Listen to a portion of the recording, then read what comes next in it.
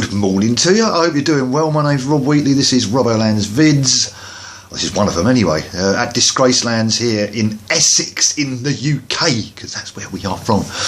Look, you know, on the last video I was talking about computer problems and all that sort of stuff. My old computer is turning itself off and it's not turning itself back on again. You can't turn it back on, it just goes, it just dies again. Sometimes it'll be on for like days and days, sometimes it'll be on for 5 minutes, sometimes it just won't start at all. So after taking every single thing to pieces, cleaning it, every single thing in that computer has been changed at one point or another, came up with a solution on Sunday. I got it working long enough to go online and buy a new laptop. So that's where we are. That's the old computer up there, which is working today for some reason. Nice. The thing was that the old computer had stopped working completely. It worked Friday night, and then Saturday it wouldn't have it. Sunday it worked for about 10 minutes, enough for me to buy that, and it wouldn't go back on again until the moment that the new laptop turned up. And I hit the button on the old computer, it just went, "Ding, hello, what do you want?" I went, "You fucking..." So that's what's going on here. Let's just put you down over there and we can have a sit down and a drink. Won't be a sec. Welcome back. Oh, it's been a bit of a week, as I say. I'm meant to be going to a gig down in Aylesbury tomorrow, or over in Aylesbury tomorrow, to see Gong and Steve Hillage. But it depends. There's a bit of a water leak going at back end of the flat, and it's meant to have been fixed today. It's been sort of fixed. Sort of in the way that there's still water coming through the ceiling. So it hasn't actually been fixed. But people have been working on it today, so I think they're going back tomorrow, and I'll find out in the morning if it's going to be done, whether I'm going to have to be here at the weekend to throw towels on the floor and mop up every few hours. It's not that bad a leak, but I can't go away and leave it overnight. That's the problem. So it's touch and go as to whether I'm going to be going to the gig tomorrow, but whatever. The new computer, yes. Picked up a laptop. Those interested, I just got a Hewlett Packard G7 something. It's got a Ryzen 3 something in it. I got it because it's got 8 gig of RAM and it's got a 250 something gigabyte SSD drive and 15 something inch screen. So the idea is it's temporary until next year. Then I'll buy a new tower PC probably, although I might stick with the laptop once I've got stuff up and running. I'll see how that works, or I might buy another laptop, or I might just kick them all into the river and just go and have a good cry somewhere. I'm alright really. Look, more water. There's some water coming out of the sky, water coming out down the ceiling, and it's coming to me glass as well. I am going back down the pub in a minute, right, so that's why. And I've only got 2 beers in the fridge because I forgot. Someone popped over yesterday and we had a beer, and I forgot to replenish the fridge. So I've only got 2 beers in there, and I'm officially also on holiday as from sort of about an hour ago. I've got next week off work, but because I only do like 2 shifts down there, it actually means I've got 13 days off of work. So next week we'll be buying probably a hard drive or a couple of hard drives, SSD drives, maybe a powered USB hub, and then trying to rig everything in this laptop and seeing how it does it, or if it melts, or if it explodes, or if it has to go into the river with the other computers. Oh God. Technology, tech-fucking-nology. Hang on, back in a sec. Regarding the last video, the one where I was attempting to sing the song, thank you for the kind comments. I mean, what it was, I was very, very drunk in that video. I mean, I'd gone out to the pub at about 7:30. I think I don't know if I explained. I probably explained it in the last video because I was a bit.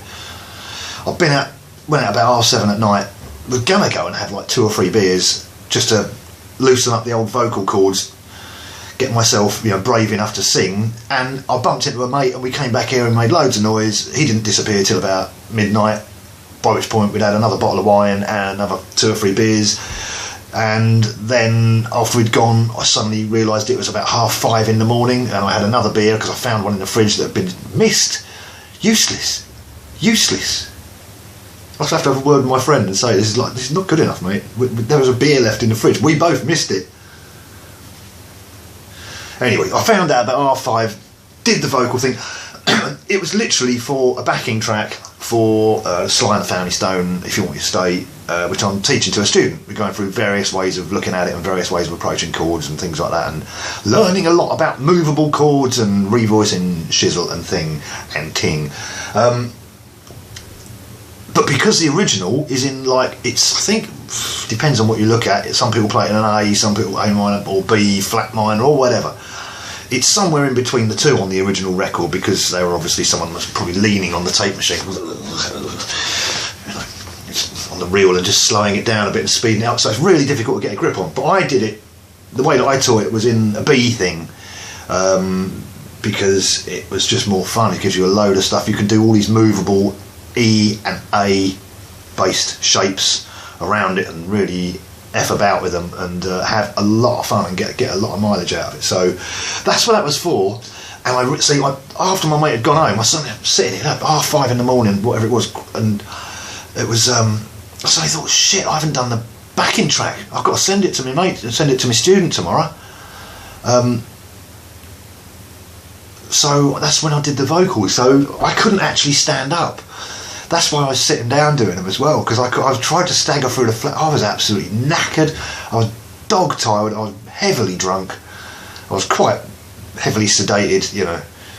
And so that's what happened. So I put a load of modulation on the voice. I put like a Leslie speaker simulator on there. I put a what else did I put? Leslie speaker simulator. Something that's got a chorus and a phaser and a flanger all going on there as well. Bit of that, and just wobbled it about to take account of the fact that I was really having difficulty singing. It's a bloody awesome song to sing, but I haven't sung anything really since. I think I did a video of a song called Inspiration, which if you go and search that on my videos, just type Inspiration,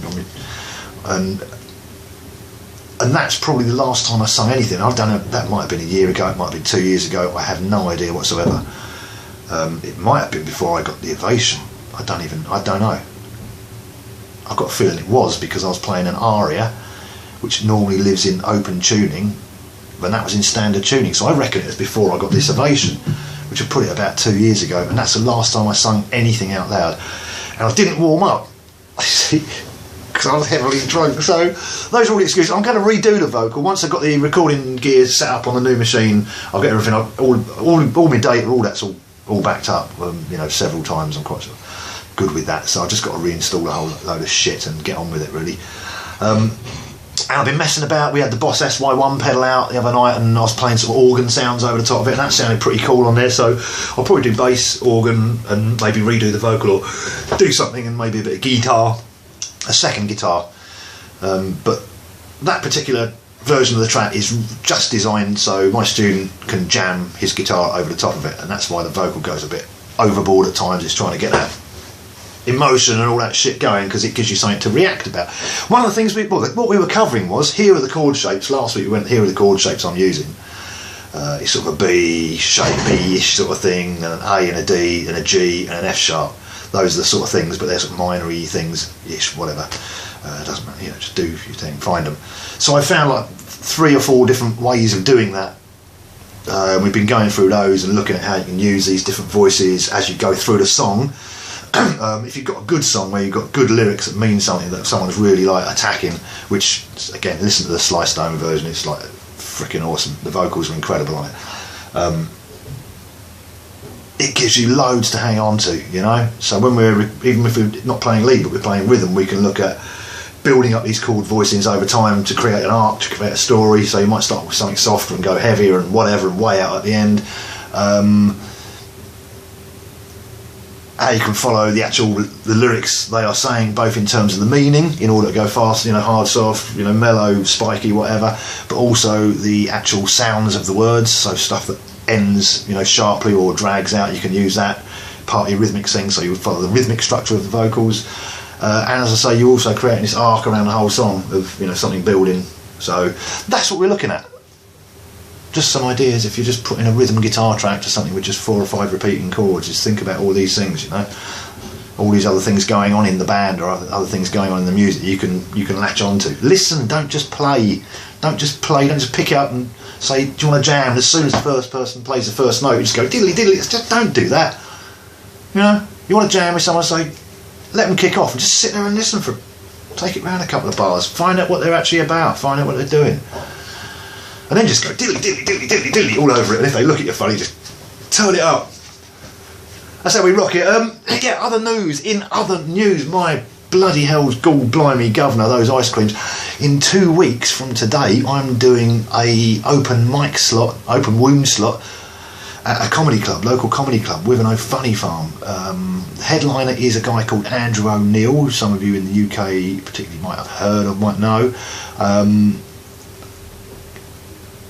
Yeah, and I've got a 10-minute slot there, and oh, blimey, I got booked in to do it months and months ago, probably about March or something, like March, April, I don't know, June. No, it was warm. It was in the summer. I was at the pub with Hazel, who runs the comedy club, and half Paul, and we were drinking heavily, and I agreed to be booked in to do an open mic slot at the comedy club. So that's what's happening.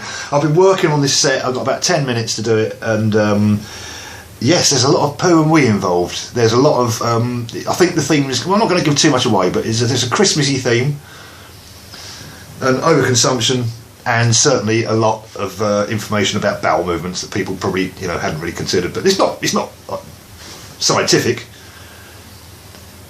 It's more comparing it to the quality of television programmes that you get around that time of year, and in fact some literal television programmes which feature bowel movements as their main focus. It's incredible. People pay to watch this shit.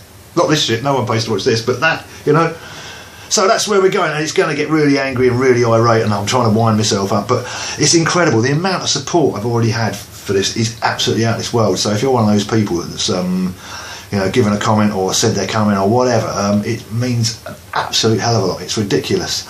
I've got people from I haven't seen for like 20-30 years coming out to see this. People are commenting, I wouldn't miss this one. It's like unbelievable. So I'm overwhelmed and incredibly humbled already. It's really, yeah, it's the first thing I've done live. I haven't played live music or comedy or anything for about 17 years, I reckon. 16, 17 years.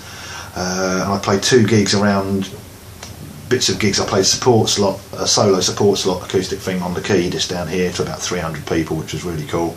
And we played at a party. We put a band together just for a party up at the football club at the top for someone's birthday, and that's the last 2 gigs I did, and that must have been about 2001, 2000, maybe 2002 ish, 3 maybe. So